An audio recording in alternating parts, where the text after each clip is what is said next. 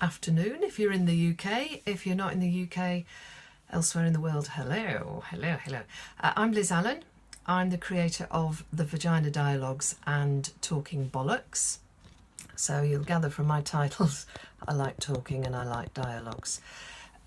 Amongst other things, I studied linguistics at university way back in the 70s, and I've had an interest in words ever since.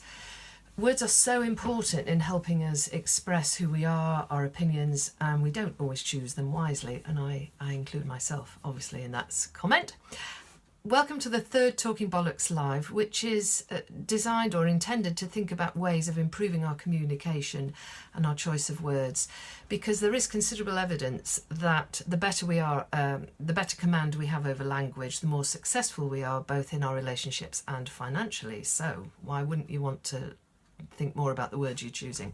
So every week I pick a word, I look up its exact meaning in the dictionary, and then invite you to spend the week thinking about it and using it. So this week's word is criticism. So the dictionary definition of criticism is the art of judging, especially in literature and fine arts. And a critic is a judge or professional reviewer. Now, I don't know about you, but for me, the word criticism has a very negative connotation for me. I hate being judged or criticised, especially by people who maybe haven't experienced or what I'm trying to attempt or achieve. So that's maybe something to consider before you take on board criticism from somebody else. You know, look at their experience. Are they in a position to be able to judge you or pass comment? Plus also think about when you're dishing it out as well. Are you in a position truly to be able to criticise others? There is that saying, you know, pot calling kettle black. I've done that on occasion, on an odd occasion in the past. So it's just something to think about. So next time you use the word criticism, or think of a synonym, a word with a similar or same meaning. So for example, may I suggest a few synonyms for criticism? You could say, may I offer you my feedback? Talk about feedback sandwich in a second. May I offer you my observation, my view, my opinion? It's just a lot softer and gentler, and the person listening is much more likely to hear what you have to say.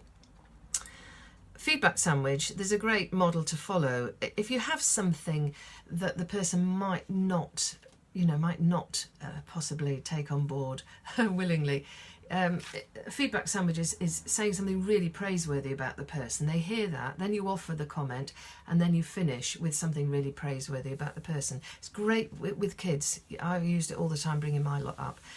So just one final point about criticism. Aristotle, you know, I love the Greek philosophers.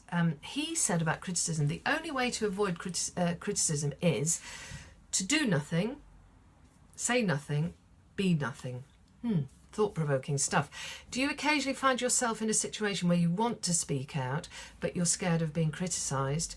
Well, remember that evil prevails when the good stay silent, and you are a good person, of course, aren't you? The world needs people like you to speak up and speak out. So have a think of that next time you find yourself in a challenging situation. Next week, the word is love. So you might want to listen to that Facebook Live in particular next Wednesday. So see you next week. Have a great week, and don't be overcritical either of yourself or of others.